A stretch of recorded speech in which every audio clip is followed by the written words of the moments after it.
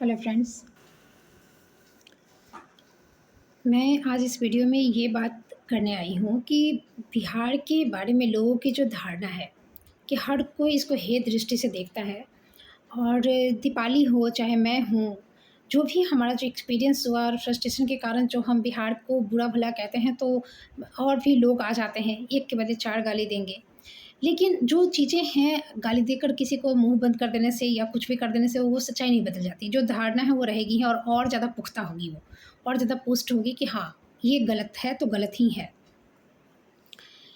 तो ये सारी चीज़ें जो हैं, बिहार की जो स्थिति है, कोई ऐसे ही तो किसी को गाली नहीं देगा ना बैठे-बिठाए। कुछ डेफ़िनेटली कुछ हुआ है तभी। हर जो परिणाम दिख रहा है उसके पीछे कोई कारण होता है, कॉज़ एंड इफ़ेक्ट। बिहार की जो स्थिति अभी हो गई है उसके पीछे भी कोई न कोई कारण है।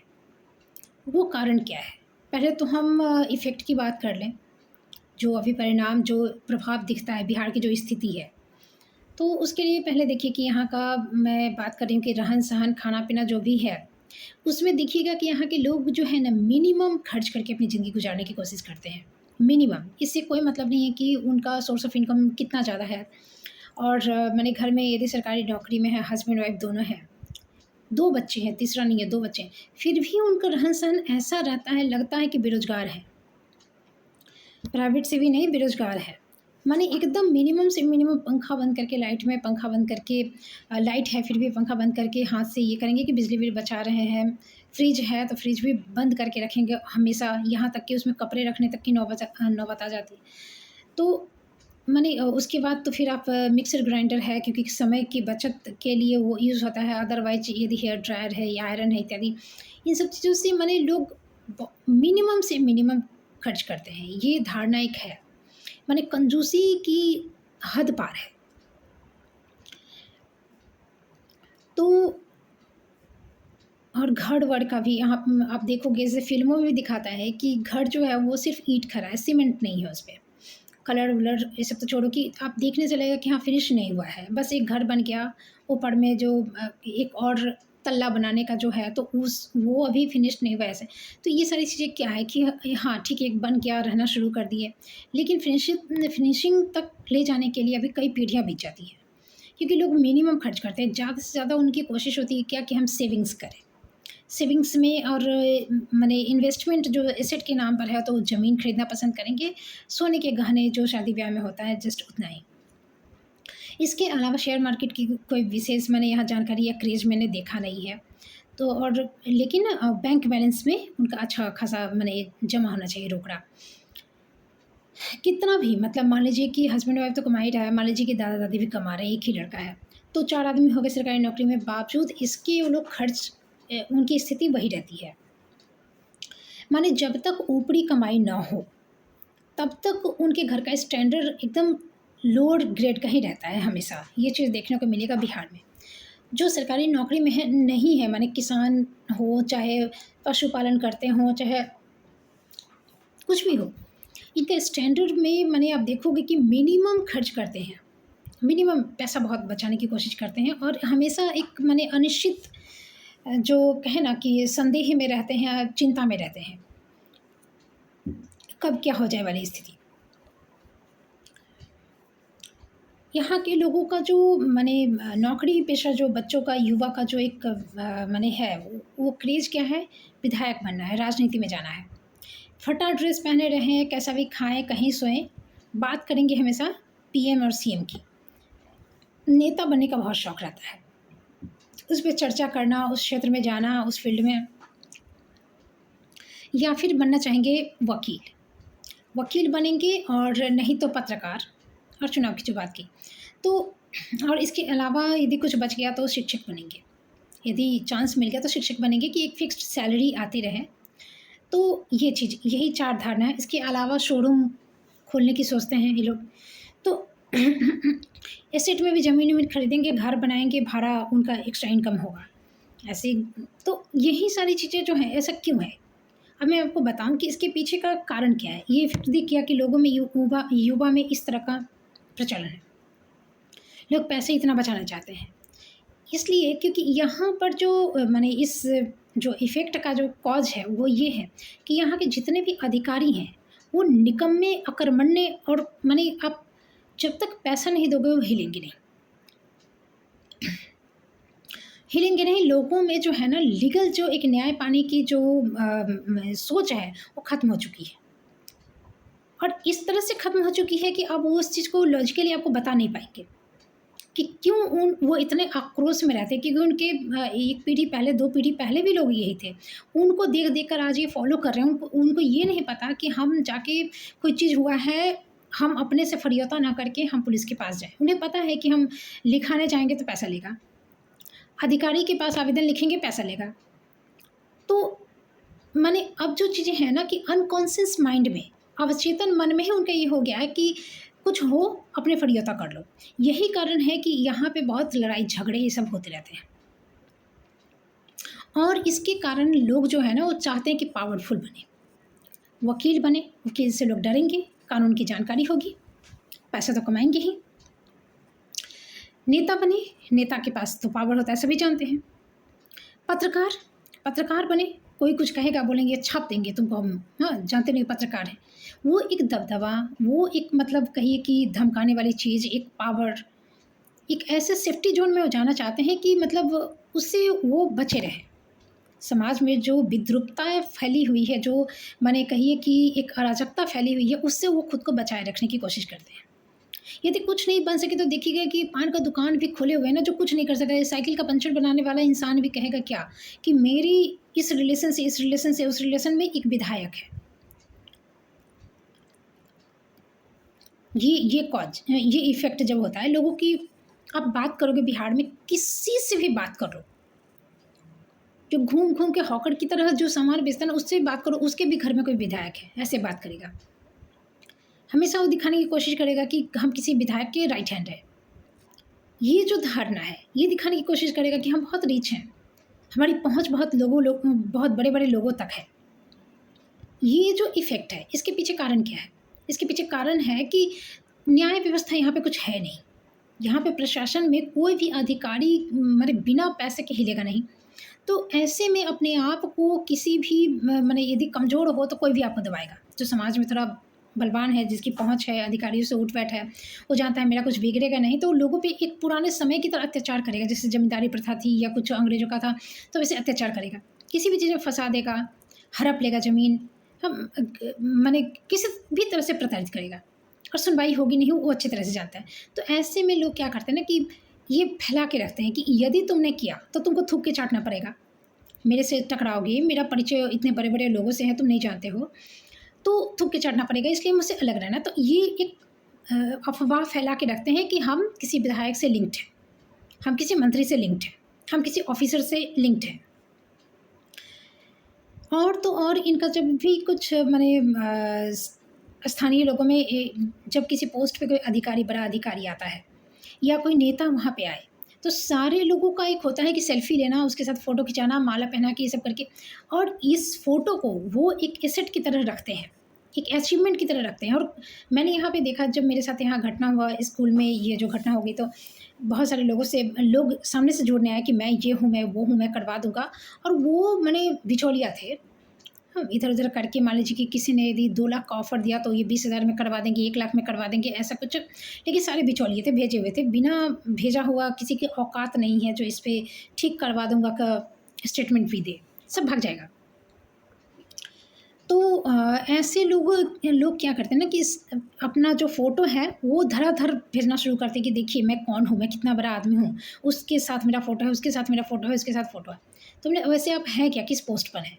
तो ओपनली कुछ लोगों ने कहा कि नहीं, मैं किसी पोस्ट पे नहीं हूँ, लेकिन सब बड़े-बड़े लोगों के साथ फ़ोटो बहुत है। ये अचीवमेंट है, सोचो, ये पोस्ट है उनका। तो ऐसे जो ये कारण है। और चीज़ें क्या है ना कि अब जैसे कि जानते हैं कि मैं कुछ नहीं कर सकता, बेहद लाचार हूँ इस व्यवस्था में, कुछ नहीं होगा।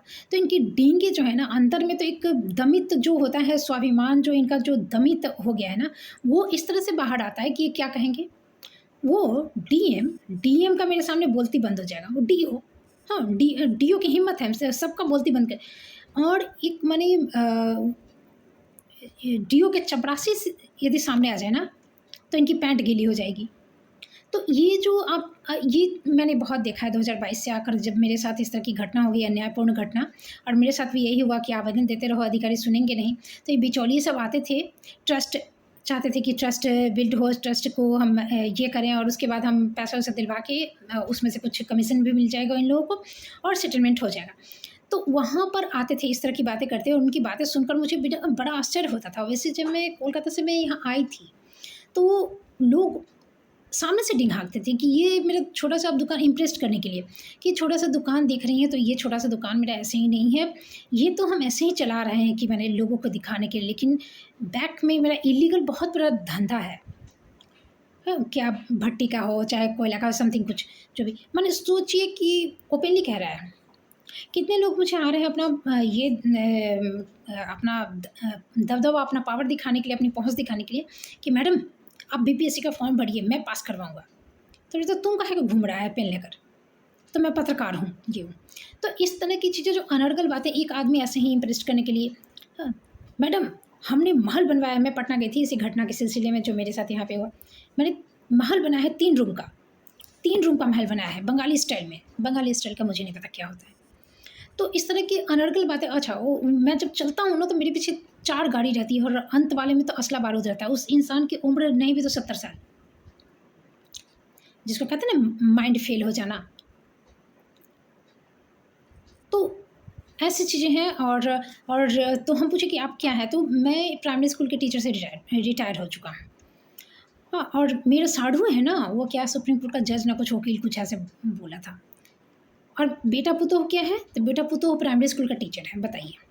तो इस तरह की चीज़ें बहुत यहाँ पे सुनने को मिलेंगी और आपको माने हर कोई ऐसा ही मिलेगा। हर कोई, ये एक चिंताजनक स्थिति है बिहार के लिए। ये बिहार के लोग तो शायद ना समझें, लेकिन जो भी संस्थाएँ हैं, जो रिस्पॉन्सिबल संस्थाएँ हैं या फिर केंद्र या जो जो भी माने ये देखिए कि ये एक बदनुमा दाग ना बन जाए राष्ट्र पे। सही में स्थिति बहुत ख़राब है, क्योंकि अब वो माइंड पे असर करने लगा है लोगों का। सही गलत के बीच का फ़र्क भूलने लगे हैं लोग। यहाँ पे ये चीज़ हो रही है अधिकारियों की अकर्मण्यता के कारण। क्योंकि मैंने जब आवेदन इन्हें दिया स्कूल से 2022 से, ना भी तो मेरा आवेदन का अभी वज़न हो गया है करीब 3.5 किलो, 4 किलो तो हो ही गया होगा। उसके बावजूद आवेदन पे काम नहीं किया, वो भी एक अलग बात है कि हाँ, कोई रिस्पॉन्स आया नहीं, ना कोई काम नहीं हुआ।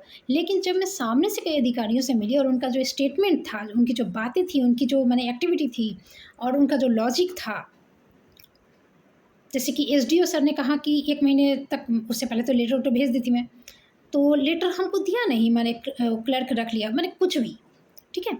उसके बाद आप 1 महीने बाद आई ना, मैंने पहले दिन तो बहुत एचएम को बुला के डाँटे-वाटे, दूसरे दिन 1 महीने बाद आई तो अब मैं कुछ नहीं कर सकता हूँ। 3 दिन के भीतर आप आती ना, तो मैं इसको जेल भिजवा देता। चूँकि वहाँ सुनने वाला तीसरा कोई था नहीं, कोई ऐसा था नहीं कि उनके इस बेवकूफ़ी वाले स्टेटमेंट को हाइलाइट कर सके। तो वो इस तरह का स्टेटमेंट दिए, लगा कि मुझे बेवकूफ़ बना रहे हैं, लेकिन ऐसा लग रहा है कि अपनी बेवकूफ़ी का प्रमाण दे रहे हैं।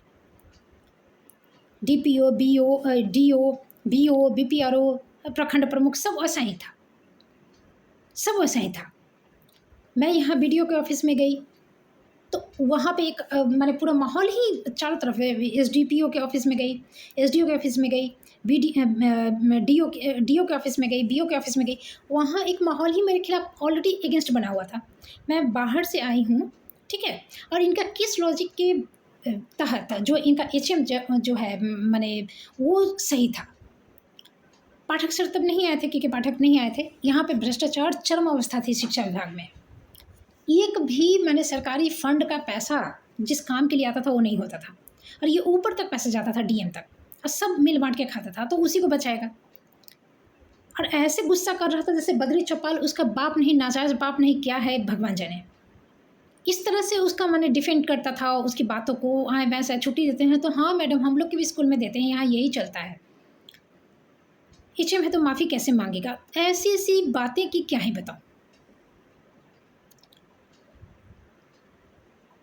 एचएम लिख रहा है हरिजन एक्ट में कि ये छुप के आके बैठ जाती है रसोई में, बच्चों के मिड डे मील में जहर मिला सकती है, ये मेरी हत्या करवा सकती है, ये लोगों को बुलाकर हमको स्कूल में धमकी दिलवाई है। उसका एक वीडियो फोटो नहीं है। हाँ, वो जो बुलाया उसका वीडियो फोटो है, वो किसी अधिकारी को यहाँ दिखा नहीं, वो किसी अधिकारी को नहीं दिखा, वो दिखा ही नहीं, वो इंद्रिय फेल हो गया, इनका जो सेंस ऑर्गन्स है सब खत्म। तो ऐसी स्थिति हो गई। तो अब कह रहे हैं वो रिटायर कर गया और सब कुछ, माने मेरी ही हानि पे हानि हुई, और कह रहे हैं कि ये सब भूल जाइए, अब नौकरी ज्वाइन कीजिए। क्योंकि नौकरी, इनको लगता है कि नौकरी के लिए जो सामने वाला इंसान है, जो पैसे के जो है ना, यहाँ पे पैसे के लिए मरते हैं, जो मैंने कहा कि एक एक पैसा ये लोग दांत से पकड़ के रखते हैं। तो इनको लगता है कि नौकरी के लिए तो आदमी कुछ भी करेगा, और ये अधिकारी हैं।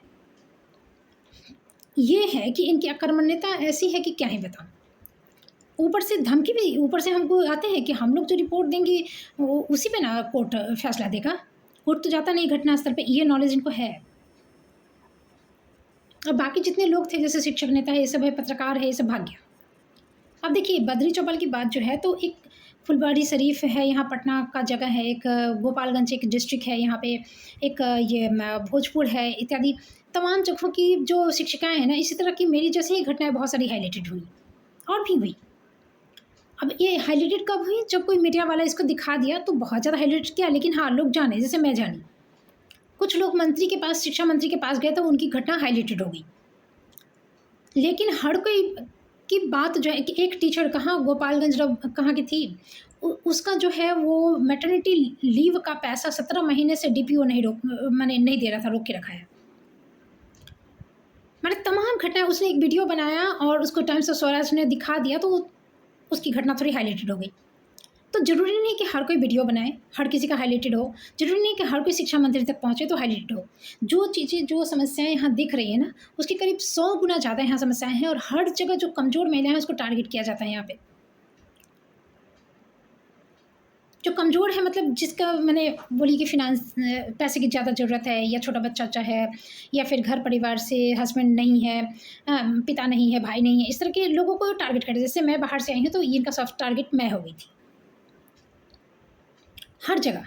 और जैसे कि होम्योपैथिक डॉक्टर के पास जाओ, कोई भी बीमारी लेकर जाओ, चाहे पेट खराब कर लेकर जाओ, चाहे बुखार का लेकर जाओ, उनके पास एक ही दवाई है, एक ही सफ़ेद गोली रहेगा और एक ही तरह का टेस्ट रहेगा सबका। ठीक ऐसे ही यहाँ किसी भी समस्या के लिए शिक्षा विभाग में जाओ, कोई भी तरह का आवेदन दो। जैसे उन महिलाओं को भी सुन के ये पता चला कि वो लोग सिर्फ प्रतिनियुक्ति ही उनके पास एक उपाय है, प्रतिनियुक्ति कर देंगे कहीं से, हाँ वहाँ पर जाइए, आप आराम से नौकरी कीजिए। उसके अलावा इनके पास कोई उपाय नहीं है कि सही क्या गलत क्या, कुछ नहीं।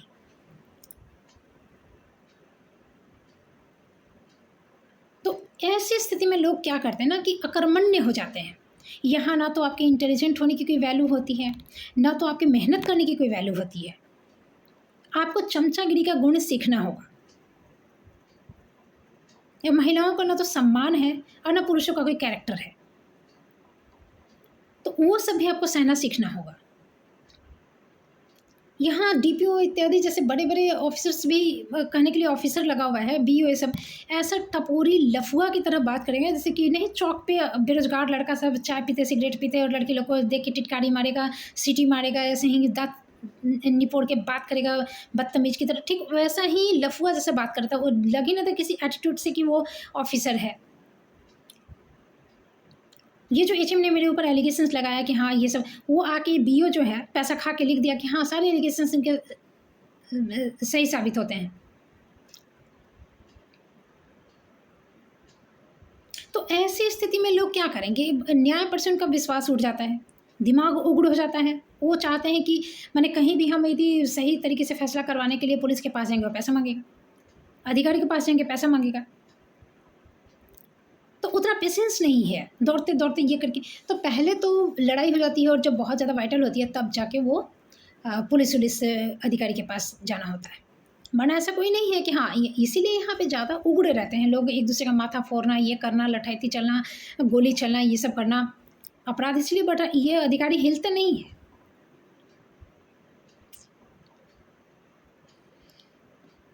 ये है यहाँ का मैंने मेन कारण जिसका प्रभाव ये समाज ऐसा हो गया है। अब जब आप बुद्धि का कोई ये नहीं करोगे, जब एक सही इंसान को भी लास्ट में कॉम्प्रोमाइज़ किया जाएगा तो उसके अंदर का जो स्वाभिमान जो खत्म होगा ना, तो संवेदनशीलता उसकी खत्म हो जाती है, वो सोचने समझने की बुद्धि खत्म हो जाती है। और जो दमित स्वाभिमान है तो उसके लिए वो क्या करता है, एक काल्पनिक कहानी बनाता है कि मैं तो बीओ को कॉलर खींच के मारा तो डीएम मेरे सामने बात नहीं कर पाता है, तो मैं तो महल बनाया हूँ। तो ये जो पागलपंथी वाली चीज़ें, मेंटल जो ह्रास होते जा रहे हैं ना, आईक्यू लेवल कमते जा रहा है, ये इफ़ेक्ट बहुत खतरनाक मोड़ पे चला जा रहा है। और फिर जब चीज़ें हैं ना कि माने किसी इंसान को आप जंगल में छोड़ दो ना, कुछ दिन तक छोड़ दो, उसके अंदर जो, जैसे हम लोग क्या करते हैं कि मकड़े को देखकर, छिपकली को देख के, कॉकरोच को देख के घृणा करते हैं, कीड़े मकोड़े को देख के घृणा करते हैं, धो के पहले फल लाते हैं तो उसको धोते हैं, ये करते हैं, और उसको वहाँ छोड़ दो तो फिर उसके अंदर की घृणा खत्म हो जाएगी। फिर आकर फिर वो नहीं रह पाएगा कि हाँ घृणा है, बाकी लोग देखिए ऐसे कैसे खा रहा है ये चीज़। तो जो सिचुएशन ऐसी है ना, तो कहीं भी सुविधा की मांग करो, कहीं भी न्याय की मांग करो, आपका कोई सुनवाई नहीं होगा। तो जिंदा रहने के लिए आपको दिमाग मार देना होगा। अब ये दिमाग मारने का ही सिचुएशन ये है, इफेक्ट है ये कि यहाँ के लोगों का आईक्यू लेवल भी कमते जा रहा है। बीपीएससी प्रोटेस्ट में जितने जो चीज़ें थी, जिस तरह के डायलॉग्स मारा गया, जिस तरह का मैंने रिप्रेजेंटेशन इन लोगों का हुआ, उससे पता चला, मैंने पूरे बिहार का एक उसमें छवि दिखाई दिया। अपने आप अपनी ही पीठ थपथपा रहे हैं, भले दूसरा कोई थपथपाए चाहे नहीं, अपने ही इतिहास निर्माता घोषित कर रहे हैं। मैंने प्रिटेंड जितना कर रहे हैं कि मैं बहुत महान हूँ, उतना कुछ हुआ नहीं। मेरे मामले में जिस तरह से ये लोग और चीज़ें हैं कि भागे, मैंने शिक्षक नेता ऐसे भागे। देखो, यहाँ के मुखिया यदि भागे क्योंकि एचएम का घर में बहुत सारे लोग हैं, तो एक समझ में आता है कि बहुत सारे लोग हैं, उसका वोट बैंक है। लेकिन पत्रकार काहे भागा, शिक्षक नेता काहे भागा? अधिकारियों ने जिस तरह से मतलब मेरा सस्पेंशन किया या बिना आदेश के परमिशन दिए वो जेल भेजा, जेल से आने के बाद सस्पेंशन किया, और अभी एक टीचर को बिना मैंने वो 52 दिन किसी मैंने मर्डर केस में थी, फिर उसको वही स्कूल दे दिया गया। मैंने तमाम जो गड़बड़ियाँ हैं, मुझे इंडक्शन ट्रेनिंग में नहीं भेजा गया। अब कह रहे हैं कि पुरानी बातें भूल जाओ। तो ऐसी स्थिति में क्या होगा? ये जो चीज़ें हैं ना, घीशू माधव प्रेमचंद की घीशू माधव वाली स्थिति ला दे रहा है। घीशू और माधव प्रेमचंद की कफन कहानी जो है वो बहुत इंपॉर्टेंट है, और वो पात्र आपको यहाँ पे बहुत दिखेंगे। जैसे कि घीशू माधव क्या है, उसकी क्या धारणा बन गई है, छोड़ना क्या, मेहनत करना है, मेहनत करो तब भी स्थिति वैसी, एक टाइम का खाना मिले दूसरे टाइम का सोचना है, और जो मर के जो किसान लोग मैंने कर रहा है उसकी भी वही स्थिति है, और हम लोग जो खुलेआम घूमते हैं तो हमारी भी वही स्थिति है। कहाँ वो दिन रात मेहनत कर रहे तो कहाँ उनकी स्थिति सुधर जा रही है? यही चीज़ हो जा रहा है यहाँ पे कि अकर्मण्यता की स्थिति। इसीलिए यहाँ के युवा जो है कोई रोजगार नहीं करते हैं, वो हमेशा पावर की तलाश में रहते हैं कि हम पत्रकार बने, कि वकील बने, कि हम विधायक बने। एक शोरूम या कोई दुकान खोलेंगे तो उनको पैसा देते या कागज़ बनाते या सब कुछ करते, इलीगल करते या इलीगल को लीगल, लीगल को इलीगल, ये सब करते करते उनका ये हो जाएगा। यदि फेयर तरीके से कोई यहाँ पे केस उस करने जाए, किसी कोई प्रताड़ित कर रहा है तो उसका लेगा नहीं बिना पैसा के। किसी ने झूठे केस में फंसा दिया या आप निर्दोष हो, वहाँ से भी निकलने के लिए आपको मोटा पैसा देना पड़ेगा। तो ऐसे में तो रोकना चाहिए इंसान को।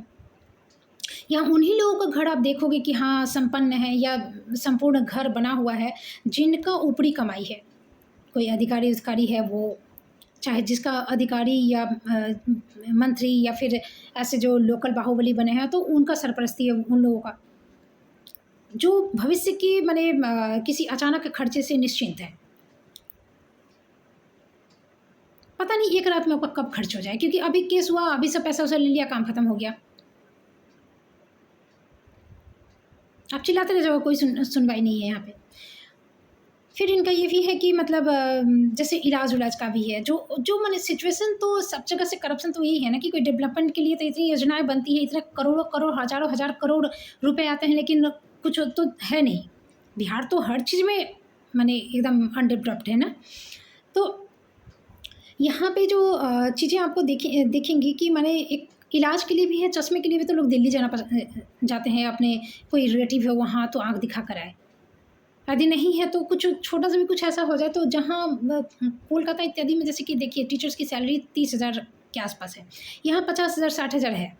लेकिन इसके बाद भी वहाँ के लोग अपनी ज़िंदगी को बड़े इंजॉय करते हैं और एक बजट बना सकते हैं अपने खर्चा और सेविंग्स का। यहाँ नहीं पॉसिबल है, बिहार में नहीं पॉसिबल है, क्योंकि यहाँ कुछ माने निश्चितता नहीं है कि कब कितना खर्च हो जाए। वहाँ पे नहीं है कि हाँ हमको टपक से कोई केस आ जाए, कोई फंसा दे हरिजन एक्ट में। वहाँ नहीं है कि मतलब गवाह को पैसा देना होगा, अधिकारी को पैसा देना होगा, पुलिस को पैसा देना होगा, माने ऐसा नहीं है। इलाज है तो वहाँ छोटे मोटे बीमारियों के लिए मतलब यदि बहुत ज़्यादा बहुत कुछ ऐसा ना हो जाए कि हाँ पूरे कोलकाता में नहीं मिले इलाज, तो एक अलग बात है। लेकिन ऐसे वहाँ मिल जाएगा। तो वहाँ इलाज के लिए ऐसा नहीं है कि आपको जहाँ 1,000 में ठीक होना है वहाँ आपको 10,000 लग जाए, ऐसा नहीं है। आप अपना बजट बना सकते हैं कि हाँ घर का ये खर्चा है, यदि भाड़ा के हैं तो भाड़ा में ये खर्चा लग रहा है, फिर आपका बच्चे की पढ़ाई में इतना लग रहा है, जाने आने में मेरा क्या खर्चा है महीने का, उसको ये करके आप सेविंग्स कर सकते हैं। उसके बाद आप अपने इंजॉयमेंट के लिए भी कुछ रख सकते हैं। वो लोग हर साल कहीं ना कहीं घूमने जाते हैं। इंडिया के किसी भी क्षेत्र में आप टूरिस्ट प्लेस पे जाइए, वहाँ आपको बंगाली फैमिली जरूर मिल जाएगी। साल में एक बार वो पिकनिक जरूर करते हैं। दुर्गा पूजा में उनका जो इन्जॉयमेंट होता है देखिएगा कि माने उनका खाना पीना और ब्यूटी पार्लर में सजना, नई साड़ी हर चीज़ खरीदना वो मस्ट है। यहाँ एक एक घर में 4-4 यदि सरकारी टीचर है, सरकारी नौकरी में है, उसके बावजूद भी इनका एक पैर पोछने वाला हो तो वो धान का बोरा का वो बिछा के रखेंगे, सिंथेटिक साड़ी का फाड़ के तो फिर वो पर्दा वर्दा लगाएंगे। फिर माने जहाँ इनका पैसा माने जो है ना कि स्टैंडर्ड बहुत लो रखते हैं। क्यों? क्योंकि उनको पैसा सेविंग्स करना है। और ये फिर ये धीरे धीरे क्या होता है, उनकी आदत में ये कंजूसी शुमार हो जाती है और लोगों को लगता है कि अरे बिहारी का तो थॉट्स ही ऐसा है।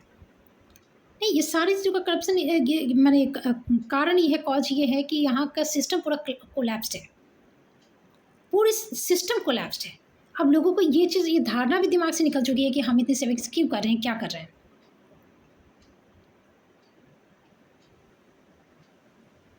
ये लोग मुंह से बहुत धनी बनेंगे कि हम इतना खाते हैं, हम सॉस भी रखते हैं, हाँ जरूरत क्या है बोलने की।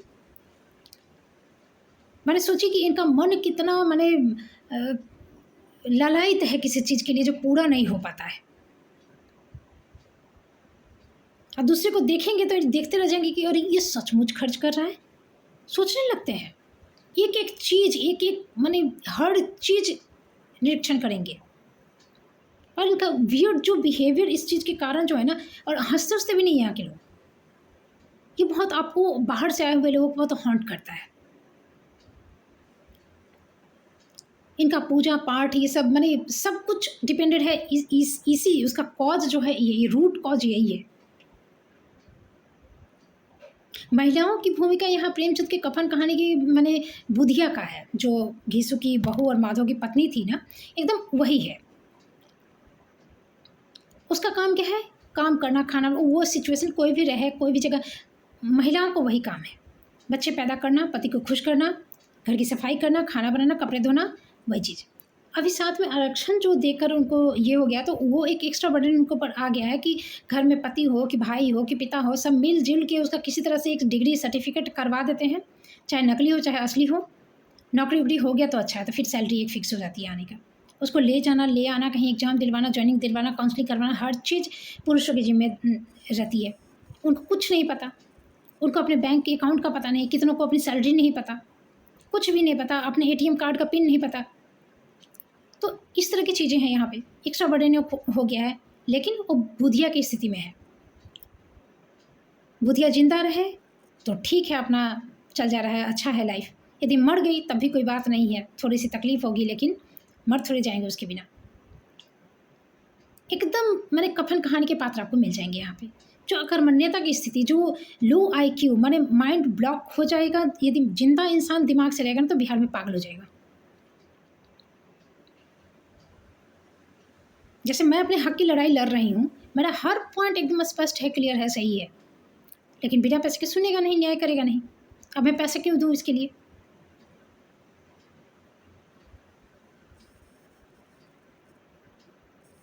माने वकील तक को खरीद लेगा ये लोग। रिपोर्टर एक नहीं आया यहाँ पे, शिक्षक ने तो भाग गया। तो आप सोचिए कि ऐसी स्थिति में इंसान क्या करेगा। कर्मण्य नहीं होगा तो क्या होगा, या तो यहाँ से भागेगा और नहीं तो यहाँ पत्थर बन के जिएगा। यहाँ के लोग हंसते हंसते भी नहीं है।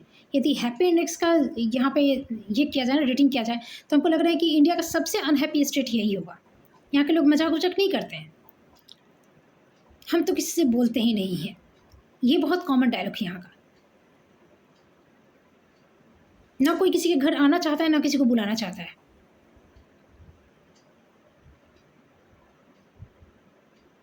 एक लेवल के हैं अपना तो ठीक है, जैसे हम लोग बाहर से आए हैं तो हम लोग से बिल्कुल बाइकआउट करके रखेंगे, और हम लोग कुछ उनको बोले उससे पहले ही वो शुरू हो जाएंगे कि शायद ये कुछ बोल सकती है। मैं तो यहाँ पे गई थी तो मतलब इतना निरीक्षण मेरा होता था कि इतने तो नई बहू का भी नहीं करते हैं घर में लोग। आपके यहाँ आईब्रो में ये बाल जाता है इधर, ये कहाँ से ली हैं आप, आपका नाखून ऐसा, तो आपका ये हर चीज़। और बाद में पता चला कि कोई प्रेम उरेम तो नहीं था कि हाँ बहुत ज़्यादा अट्रैक्ट हैं या पसंद करती हैं या कुछ नहीं। यहाँ बद्री चौपाल ने जब मेरे ऊपर हरिजन एक्ट, झूठा हरिजन एक्ट किया, तो एक टीचर, मैंने बहुत सारे टीचर ने मेरे खिलाफ गवाही दी और बहुत सारे सपोर्ट में भी दिए। तो एक टीचर ने गवाही दी तो बाकी लोग बाद में उसको पूछे कि आप क्यों लिखे ऐसा, तो बोल रहा है कि उसकी वाइफ जो थी, अभी तो वो टीचर नहीं है, उसका वो जो BPSC वगैरह में हो गया, चेंज हो गया है जगह। उसकी वाइफ एग्जाम उग्जाम देने जाती थी तो एक सप्ताह तक छुट्टी में रहता था। और चूँकि 9-10 का टीचर था तो उस हम लोग तो 6 to 8 के थे, तो उसका रजिस्टर जो था अलग था। और 9-10 में चूँकि 2 ही टीचर थे, बच्चे आते नहीं थे, तो पढ़ाई वढ़ाई होती नहीं थी ऐसे, तो वो आराम से गैप रहता था। एक सप्ताह अपनी वाइफ को एग्ज़ाम दिलाता था, परीक्षा ये करता था, वो करता था, जितना भी उसको ज़रूरत होता था सारा। और आके फिर उसका जो रजिस्टर था वो HM अपने लॉकर में बंद करके रखता था। तो आता था, फिर एक सप्ताह का साइन कर दिया। बहुत सारे उपाय हैं, निरीक्षण में भी आ रहा है तो वो भी पैसा पे सेटिंग हो गया। तो बोलता था कि वो हमको छुट्टी दे देते, इसलिए जो कहेंगे वही ना करेंगे। तो ये सारी चीज़ें होती थी। तो अपने अपने स्वार्थ, अपनी अपनी चीज़ों में ऐसे ऐसे लोग रहते हैं, और तो यहाँ यही स्थिति हो जाती है। रिश्वत देने में लोगों को ये नहीं है कि आराम से दे देते हैं। जैसे अपना ही मेडिकल लीव लेने के लिए इनको 10 दिन का मेडिकल लीव लेंगे तो इनको 3000 रुपये देना होगा, तो उसमें कोई दिक्कत नहीं है, ये चलता है, कोई दिक्कत नहीं है। यहाँ BDO ऑफिस में लोग बैठे रहते हैं आराम से, और वहाँ रहने का भाड़ा कैसे देते हैं कि ऑफिसर उसके कर्मचारियों को चाय बिस्कुट नाश्ता झालमुड़ी ये सब खिलवाते रहेंगे। और जब कोई आसामी पकड़ाएगा तो उसमें उनको थोड़ा हिस्सा मिल जाएगा। जैसे 6 महीना खिलाए, उनका बजट बना 5000, तो मिल गया वहाँ से 20,000 मिल गया। तो इस तरह से बैठे रहेंगे। और लेकिन जब इनके वेतन की बात आती है, जैसे पाठक सर ने कड़ाई कर दिया था कि नहीं वेतन समय पे नहीं आओगे तो 1 दिन का पूरा वेतन कटेगा, तो वहाँ ये उलटते उलटते 1 दिन का वेतन कितना होगा, 3000 तो नहीं है, लेकिन फिर भी ये नहीं छोड़ेंगे। पहले क्या होता था पाठक सर के पहले कि देरी उड़ी हो गया तो HM मैनेज कर दिया, वो तो सरकार का पैसा आ रहा है ना, सरकार का पैसा आ रहा है तो वो टीचर को मिलना चाहिए, उसमें वो हेल्प कर देंगे, BO DO सारे। तो लेकिन उससे फिर 3000 रुपया यदि मेडिकल के लिए ले रहे हैं तो वो तो इनका पर्सनल हो गया ना, तो वो लेंगे और वहाँ से मैनेज करेंगे। लेकिन पाठक सर का जो सिस्टम बन गया था कि वो मैनेज होना बंद हो गया था। जब वो मैनेज नहीं करेगा तो फिर किस एहसान के बदले ये 3000 हर चीज़ में निकाल के देंगे, तो यहाँ तो वो सब गड़बड़ा जाएगा ना, पूरा करप्शन डगमगा गया था। क्योंकि वह समय पे अपनी ड्यूटी करेगा, हाँ हर चीज़, तो फिर वो अपने अधिकारी की मांग भी तो करेगा ना टीचर। तो इसीलिए पाठक सर का ऊपर नीचे हर तरह से विरोध होने लगा। टीचरों को भड़काया गया कि समय पे काम कर रहे हैं, छुट्टियां काट ले जा रही है, ये किया जा रहा है। पूरा ग्रुप टीम था, बहुत लोग का असर भी पड़ा, बहुत जोर शोर से इसमें काफ़ी पैसा लगाया गया हुआ। गाली की बात होने लगी, पाठक सर की ये गाली देते हैं। आप बताइए कि ये गाली की बात करते हैं, मरबा पे कोट बंडी मोड़ी पहन के जाते हैं और माँ बहन की गाली सुनते हैं पूरे समाज के सामने। इतनी गंदी गाली की मतलब नंगा कर दिया जाता है उनकी माँ बहन को, उनके सामने बैठा के और मुंह में पान खिलाया जाता है। तब बुरा नहीं लगता है। ये सिस्टम परंपरा है, उसमें गुस्सा भी नहीं करना है, उसमें गुस्सा नहीं करना है, उसमें फ्रस्ट्रेट होंगे तो फिर कहा जाएगा कि अरे ये दूल्हा तो मेंटल है। वो सुनना है, मुस्कुरा के सुनना है, वो मजाक है। और पाठक सर का चुभ रहा था कान में, बहुत बहुत बुरा एकदम। ये सब चलता है यहाँ पे बिहार में। तो ये जो सिचुएशन है ना, यही कारण है, यही कॉज है जिसका इफेक्ट बिहार की स्थिति में आज दिख रहा है, हर जगह दिखता है आपको। इन लोगों की बातचीत, एटीट्यूड, इनका नौकरी, इनका बिहेवियर, इनकी पढ़ाई लिखाई, इनका मेंटल कंडीशन, इनकी बातचीत की शैली, सब कुछ, इनका आईक्यू लेवल, सब कुछ ये इफेक्टेड है इस चीज़ से। क्यों? प्रशासन में अधिकारी काम नहीं करते, कर्मण्य है, रिश्वतखोर है।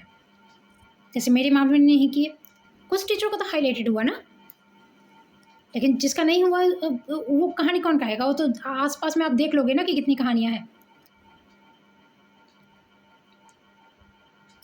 तो यही कि हर चीज़ का, हर जो भी मैंने कॉज इफेक्ट होता है, जो भी इफेक्ट आपको दिख रहा है ना, उसका एक कारण होता है। जैसे मैं अभी वीडियो बना रही हूँ तो ऐसे तो नहीं बना रही हूँ ना, मैंने यहाँ सफ़र किया है, तभी वो दीपावली भी कुछ सही होगी तभी तो कर रही होगी ना। हर इफेक्ट के पीछे एक कॉज होता है, और कॉज के बाद वो इफेक्ट दिखता है। तो बिहार मतलब उस कंडीशन में जा चुका है। जो भी रिस्पॉन्सिबल इंस्टीट्यूट है या केंद्र है या फिर जो भी है, इसे सुधारने के लिए मतलब बहुत अंदर में घुस के, गहराई में घुस के इस पे विचार विमर्श करने की ज़रूरत है, बहुत गहनता से। वरना एक बदनुमा दाग ही बन जाएगा बिहार पूरे कंट्री पे, पूरे राष्ट्र पे। Thank you.